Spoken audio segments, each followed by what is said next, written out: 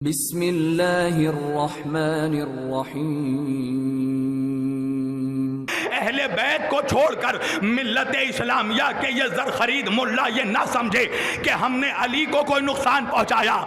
बिगड़ा तुम्हारा मुकद्दर है। जब मुख्तार सकफी को कैद करके मुख्तार को कैद करके इब्ने ज़ियाद के दरबार में लाया गया तो इब्ने ज़ियाद ने मौला अली के शान में कुछ गुस्ताखी की और गुस्ताखी करने के बाद एक मर्तबा मुख्तार का चेहरा देखा और देख कर कहा, मुख्तार तुम्हें परेशानी नहीं हो रही है, तुम्हें गुस्सा नहीं आ रहा है, मैं तुम्हारे मौला की तौहीन कर रहा हूं। तो मुख्तार ने जवाब यह दिया कि ऐ बच्चलन माँ के बेटे, ऐ मरजाना के बेटे, ऐ बच्चलन माँ की औलाद, कभी तूने देखा आसमान पर जब 14वीं रात का चांद चमकता है तो गलियों में फिरने वाले आवारा कुत्ते उस चांद को देखकर भौंकते हैं? तो उन कुत्तों के भौंकने की वजह से ना चांद की चांदनी में कोई कमी आती है, ना चांद अपने मुकाम से हटता है। तो सुन मरजाना के बेटे, अली वही 14वीं रात में चमकने वाला चांद है और तू बनी उमैया के गलियों में फिरने वाला आवारा कुत्ता है। तेरे भौंकने से ना अली के मकाम में कमी आएगी, ना अली की अजमत में कमी आएगी।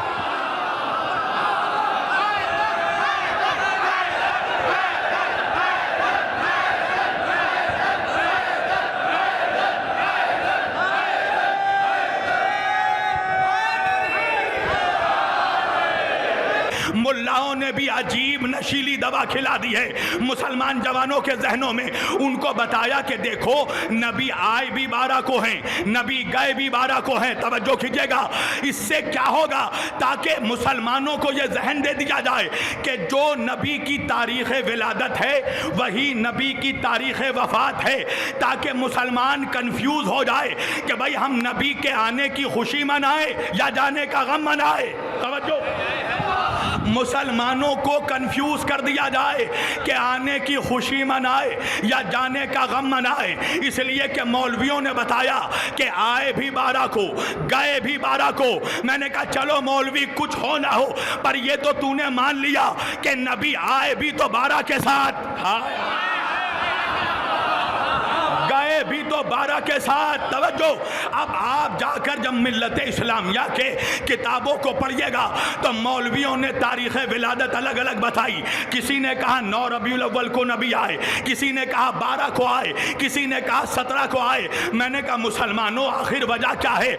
भाई आपने देखा होगा कि आसार कदीमा की जो लोग इंडस सिविलाइजेशन की खोज करते हैं, जब वो गारों में जाकर गारों की खुदाई करते हैं आसार कदीमा वाले, तो उनको अगर कोई तांबे का बर्तन किसी यमन के गार में मिल जाता है तो वो तांबे का बर्तन देखकर बता देते हैं कि ये बर्तन 6000 साल पुराना था, ये किस कबीले का था, वो कबीले वाले रहते कैसे थे, खाते कैसे थे, पीते कैसे थे। पूरी उनकी जिंदगी एक तांबे का बर्तन देखकर आसार कदीमा वाला बता देता है। मुझे हैरत होती है कि मुसलमानों के पास पूरा कुरान मौजूद है मगर मौलवी आज तक डिसाइड नहीं कर सका कि नबी की विलादत कब है। तवज्जो, आज तक मुसलमान ये फैसला नहीं कर सका कि नबी पैदा कब हुए, नबी की तारीख़ विलादत कब है। वजह यह है मुसलमानों कि इन मुल्लाओं ने नबी की तारीख़ विलादत भी मोहल्ले वालों से पूछी है। तवज्जो, नबी की तारीख़ विलादत मोहल्ले वालों से पूछी है। हालांकि किसी भी अक्लमंद से पूछोगे तो पता चलेगा कि कम से कम बच्चे की विलादत मोहल्ले वालों से नहीं पूछी जाती, बच्चों की विलादत घर वालों से पूछी जाती है। बच्चे की विलादत उससे पूछी जाती है जो विलादत के वक्त मौजूद था। मैं क्या करूं मौलवी, जब मेरा नबी पैदा हुआ तो वहां पर ना अबू हुरैरा मौजूद थे, ना अब्दुल अब्बास मौजूद थे। जब नबी मेरे पैदा हुए तो 2 ही लोग मौजूद थे, या अब्दुल मुत्तलिब मौजूद थे या अबू तालिब।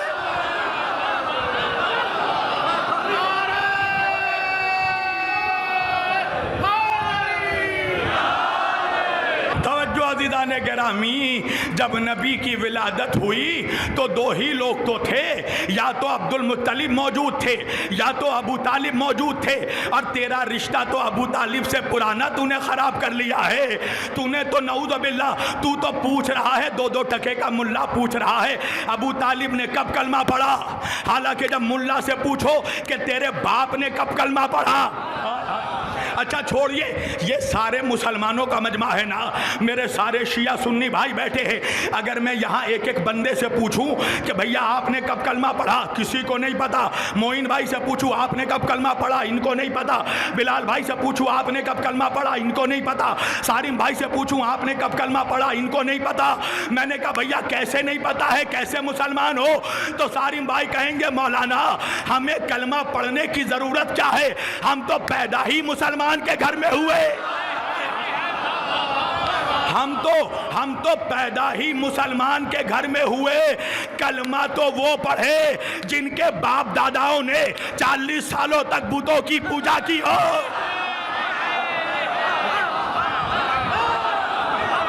कलमा उसका पूछा जाता है अज़ीज़ान गिरामी जो काफिर के घर में पैदा हो। मुसलमान के घर में पैदा होने वालों का कलमा नहीं पूछा जाता, इसलिए कि जो जिस घर में पैदा होता है उसका मजहब वही होता है। आओ हम पता लगाते हैं अबू तालिब किसके घर में पैदा हुए, और फिर मौलवी तू बताना कि तेरे अब्बा, तेरे दादा, तेरे लकड़ दादा कहाँ पैदा हुए।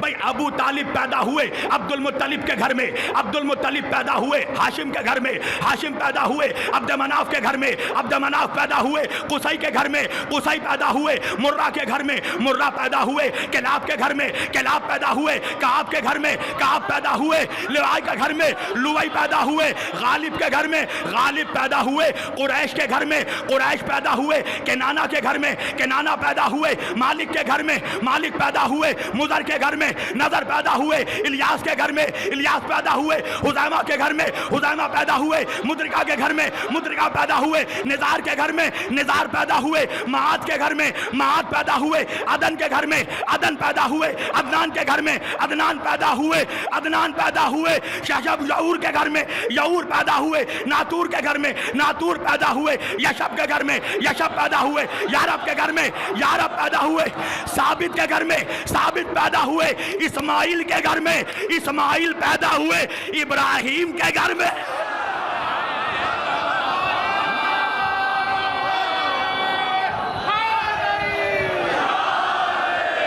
वो बच्चे जो कटमुल्ला के घर में पैदा होते हैं उनका कलमा नहीं पूछता है मौलवी, तो जो खलीलुल्लाह के घर में पैदा हुआ हो। अच्छा नबी के, देखिए ये मौलाना की फरमाइश पूरी कर रहा हूँ मैं। क़िबला ने मुझसे कहा है चचा पे गुफ्तगू कीजिए, एक सलावात पढ़िए मोहम्मद व आले मोहम्मद पर। तवज्जो अज़ीज़ान गिरामी, तो नबी के टोटल थे 9 चचा। तवज्जो, रसूलुल्लाह के, हमारे आका के टोटल 9 चचा थे। जनाबे हजरते जनाबे अबू तालिब, जनाबे अमीर हमजा, जनाबे अब्बास इब्न अब्दुल मुत्तलिब, जनाबे हारिस, जनाबे जुबैर, जनाबे मकुन, जनाबे इबाद और अबू लहब। टोटल मेरे नबी के 9 चचा थे। 9 में से मौलवी सिर्फ अबू तालिब का कलमा क्यों तलाश करता है? तवज्जो, 8 चचाओं के बारे में क्यों नहीं पूछता कि जुबैर ने कब कलमा पढ़ा, हारिस ने कब कलमा पढ़ा, अब्बास ने कब कलमा पढ़ा? मौलवी नहीं पूछता, सिर्फ अबू तालिब के बारे में पूछता है। अच्छा अबू तालिब के 4 बेटे हैं। तवज्जो, तालिब, अकील, जाफर, अली, 4 बेटे हैं। 4 में से इन चारों बेटे का कलमा मौलवी नहीं पूछता। अबू तालिब का एक मशहूर बेटा है हमारा मौला अली, मगर आपने आज तक देखा कि किसी मौलवी ने पूछा हो कि अली ने कब कलमा पढ़ा? मैंने कहा मौलवी अली का कलमा क्यों नहीं पूछता? तो मौलवी कहने लगा अली का कलमा कौन पूछे, अली तो पले हैं मोहम्मद की गोद में। मैंने कहा होश के नाखून ले, अरे जो मोहम्मद की गोद में पला है उसका कलमा नहीं पूछता, और मोहम्मद जिसकी गोद में पला।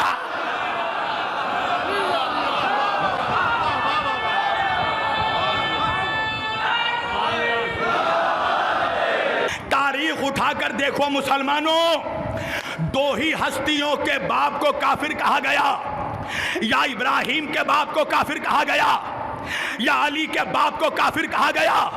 तारीखी जुमला लखनऊ का मजमा मेरे सामने है। या तो इब्राहिम के बाप को काफिर कहा गया या अली के बाप को काफिर कहा गया। दोनों का कसूर क्या है? उसके बेटे ने भी बुतों को तोड़ा था, इसके बेटे ने भी बुतों का।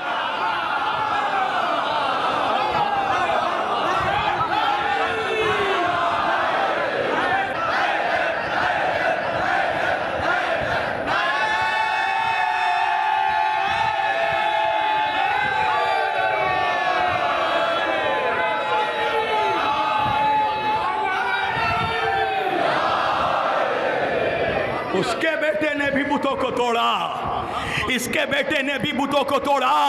तो मुसलमानों 1400 बरस के बाद भी देख लो, तुमने जो अली से नमक हरामी की तो अली का कुछ नहीं बिगड़ा। मेरा मौला 14वीं रात का चमकता हुआ चांद है विलायत का।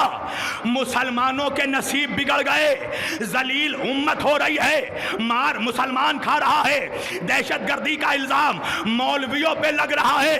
तुमने अली को छोड़कर जो लड्डन और कल्लन को इमाम माना।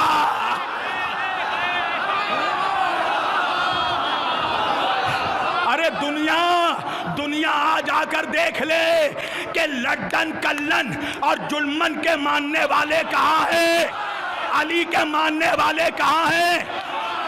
तवज्जो, तारीखी जुमला, 2 सालों से फलस्तीन के मजलूम मुसलमानों पर इजराइल बमबारी कर रहा था, तो जिसने लड्डन को इमाम माना वो तमाशा देख रहा है, जिसने अली को इमाम माना।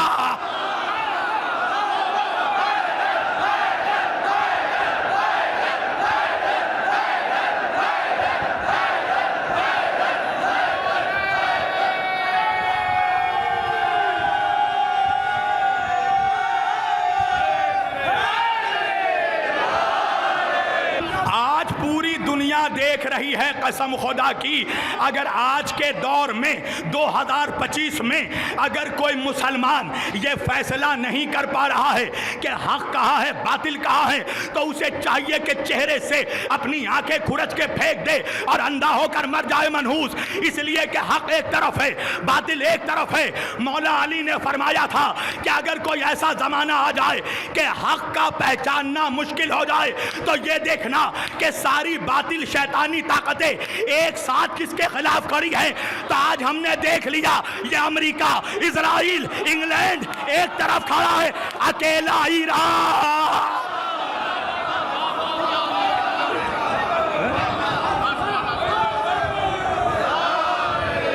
आज दुनिया ने देख लिया, सारी शैतानी ताकतें, बातिल कुव्वतें, आज दज्जाली ताकतें एक प्लेटफॉर्म पर खड़ी है। अमेरिका, इजराइल, इंग्लैंड, ये अकेला नहीं है, इनके साथ सऊदी अरब, इनके साथ जॉर्डन, इनके साथ इजिप्ट, इनके साथ मिस्र, सब एक तरफ खड़े हैं। अकेला खामनाई एक तरफ खड़ा है। तुम्हें करबला याद आया?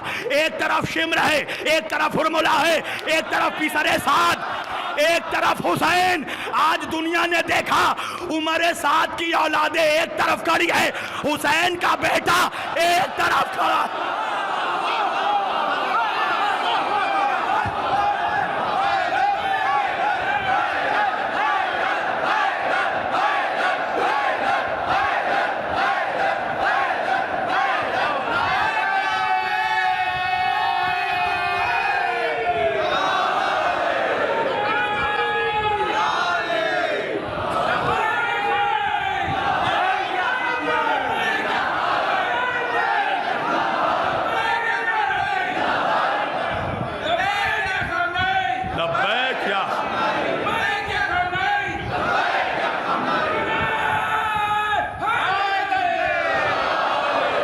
देखिए, लब्बैक या खामनाई पर भी बता दें, आप ये ना समझिए कि हमारे मिंबर साजिशों से महफूज हैं। आप ये मत समझिए हमारे मिंबरों पर भी कुछ MI6 के एजेंट्स प्लांट किए जा रहे हैं।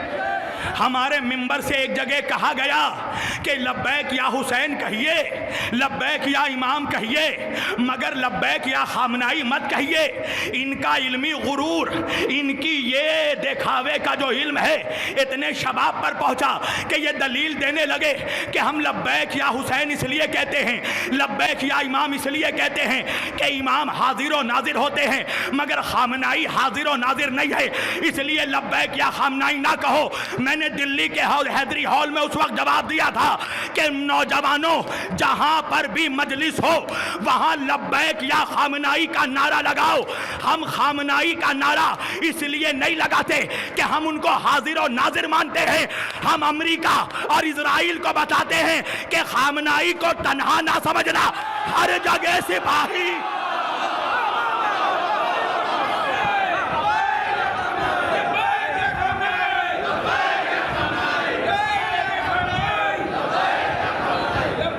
सब मिलकर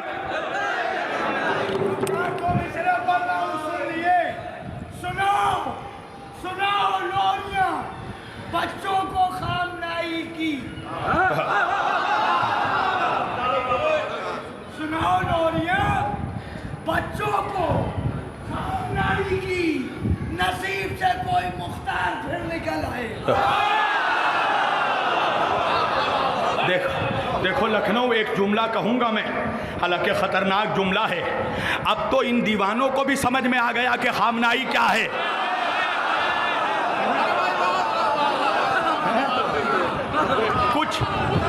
कुछ नाम नेहाद अकलमंदों को अब भी समझ में नहीं आया। दुश्मन जिससे थर्रा रहा है, दुश्मन जिससे कांप रहा है, दुश्मन के अंदर जिससे लर्जा तारी है। आज दुनिया ये कह रही थी कि ईरान सिर्फ धमकियां देता है, ईरान कभी हमला नहीं करने वाला, ईरान कभी हमला नहीं करेगा। और ईरान के हमले से पहले 2 सालों से जब भी टूटी हुई बस्तियों की तस्वीर आती थी, हम समझ जाते थे ये गाजा की तस्वीर है। बिखरे हुए लाशों की तस्वीर आती थी, हम समझ जाते थे ये गाजा की तस्वीर है। रहबर ने तस्वीर को बदल दिया। हाय हाय, अब टूटे हुए खंडरों की तस्वीर आ रही है, मगर फलस्तीन से नहीं, इजराइल से आ रही है। रहबर ने एक खैबर मिसाइल मारा और खैबर मिसाइल मारकर इजराइल को बता दिया कि अगर तू मरहब की औलाद है तो मैं अली का बेटा हूं।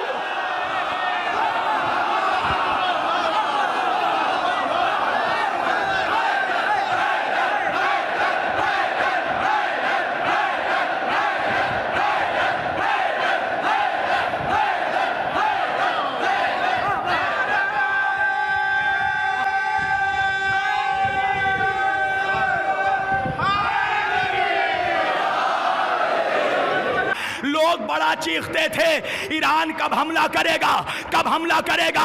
मगर ईरान ने जब हमला किया तो इमारतों के इमारतें ढेर कर दिए, बस्तियों के बस्ती ढेर कर दिए, यहूदियों के आंखों से आंसू बरस गए। जब खामनाई ने हमला नहीं किया था तब तक मुनाफिक कहते थे शिया काफिर है, शिया काफिर है, शिया काफिर है। मगर जब ईरान ने हमला किया तो आज वही कह रहे हैं शिया काफी है, शिया काफी है, शिया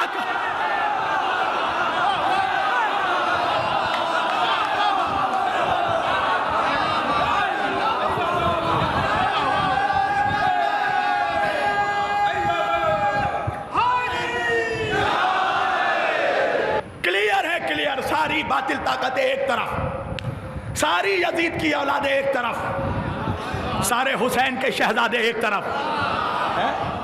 लोग कहते थे हमारे मराजे में इत्तेहाद नहीं है। आज दुश्मन ने बड़ी भूल कर दी।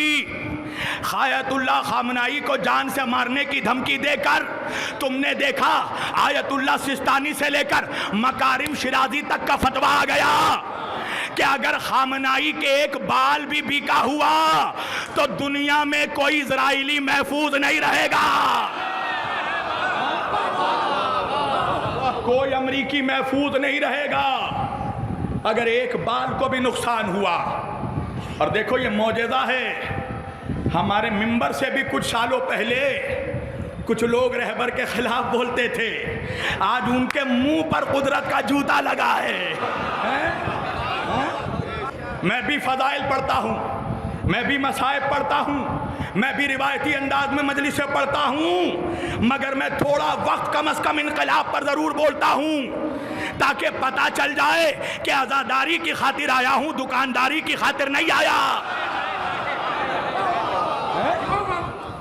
आज देखो जितने रहबर के दुश्मन हैं, आज सबों के मुंह पर कुदरती जूता लग रहा है।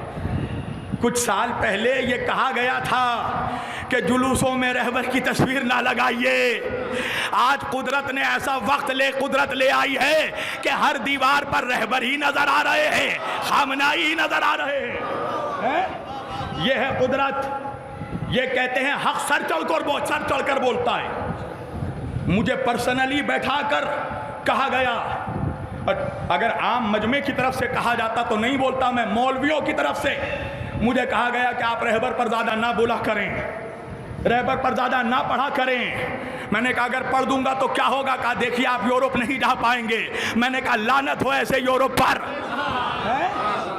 जिसकी खातिर मैं इस्लाम के सबसे बड़े इस वक्त गैबत इमाम में जो सबसे बड़ा रहबर है मिल्लत मुस्लिमा का, वो खामनाई है।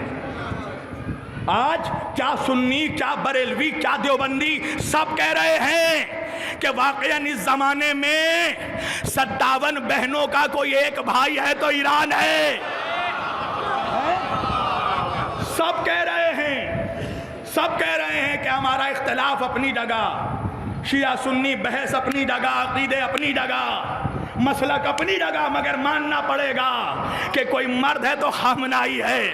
अरे तुमने तस्लीम तो कर लिया खामनाई को मर्द कहकर। वजह यह है कि खैबर में नबी ने कहा था लौयान्ना रायतो गदन रोजुलन कर्रारन व गैरा फर्रारन। मेरे नबी ने फरमाया था कल मैं अलम मर्द को दूंगा। ये कहकर नबी ने बता दिया कयामत तक अलम मर्द उठाएंगे, ना मर्द नहीं।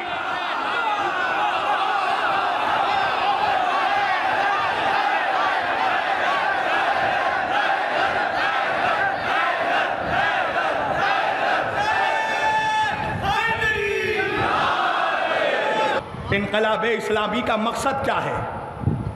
अब लोगों के समझ में बात आ रही है कि क्यों रहबर मुसलमानों के इत्तेहाद की बात करते थे, क्यों अल्लामा सैयद कल्बे जवाद साहब शिया सुन्नी इत्तेहाद की बात कर रहे हैं। इसलिए कि इन उलमा को पता है कि मुसलमानों की आपसी लड़ाई से इस्लाम को कोई फायदा नहीं पहुंचने वाला। देखिए, एक होता है इंसान का डायरेक्ट रद्द, और अगर किसी की डायरेक्ट मुखालिफत नहीं की जा सकती है तो उसकी फिक्री मुखालिफत की जाती है। आप नहीं समझे? अगर किसी को इमाम हुसैन की मुखालिफत करनी है तो इमाम हुसैन का नाम लेकर मुखालिफत करने की ज़रूरत नहीं है, वो फ़कत शराब पीना शुरू कर दे। तवज्जो कीजिएगा, इससे समझ में आ जाएगा कि वो फ़िक्र हुसैन का मुखालिफ है। इसलिए कि जिसके जहन में, कल्ब में फ़िक्र हुसैन हो, वो कभी शराबी नहीं हो सकता, वो कभी जुआरी नहीं हो सकता। तो इमाम खुमैनी से लेकर आयतुल्लाह सिस्तानी से लेकर आग़ाए खामनाई का एक ही पैगाम है, शिया सुन्नी भाई भाई की तरह रहें। तो जो भी मिंबर पर आकर शिया सुन्नी निफाक की बात कर रहा है, इसका मतलब यह है कि वो मराजे से फिक्री इख्तिलाफ रखता है। वो हमारे मराजे से फिक्री इख्तिलाफ रखता है। आप देखिए, जब मैं शियत की तरफ नहीं आया था तब भी हमें मुखालिफत का सामना करना पड़ता था, मगर हमें मुनाफिकों का सामना करना पड़ता था। जब से हम राहे हक पर आए तो आस्तीन के सांपों की मुखालिफत बर्दाश्त करनी पड़ती है। भाई सुन्नी मौलवी मेरी मुखालिफत करे, समझ में आता है कि उनका जीना शब्बीर वारसी ने हराम कर दिया है, घर घर आज हिंदुस्तान में गदीर हो रहा है, 13 रजब हो रहा है। तो मौलवी की परेशानी समझ में आती है। तो गैर तो इसलिए मुखालिफत कर रहा है कि उसे अजमत अली हजम नहीं होता, मगर अपने जो मुखालिफत कर रहे हैं उसकी वजह यह है कि उनकी दुकानदारी को खतरा हो गया है। अरे शिया घर में पैदा होकर शिया बनना कमाल नहीं है, कमाल उन लोगों का है जो रिसर्च करके शिया बनते हैं।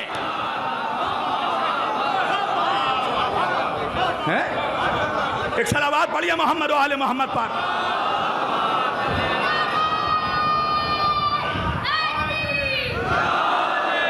आप क्या समझते हैं कि फेसबुक में, इंस्टाग्राम में जिसके वॉलपेपर पर अब्बास का अलम लगा हो या इमाम खुमैनी की तस्वीर लगी हो, आप समझते हैं ये जरूर किसी बहुत बड़े शिया का अकाउंट होगा।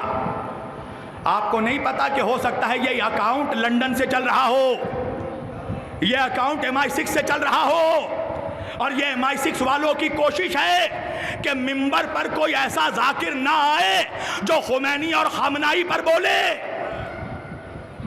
जो इनकलाब पर बोले। क्या वजह है कि हमारे जैसे लोगों के यूरोप के वीज़े नहीं लगते? तुम क्या समझते हो हमें कहीं और से दावत नहीं आती? हमें वीज़े नहीं लगते, जनाब को वीज़ा नहीं लगता,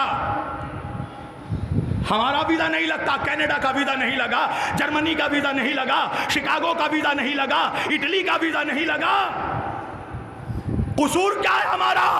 हमारा कसूर यह है कि हम खामनाई पर बोलते हैं। हम दुनिया को बताते हैं कि मुसलमानों का हकीकी लीडर कौन है और हकीकी दुश्मन कौन है।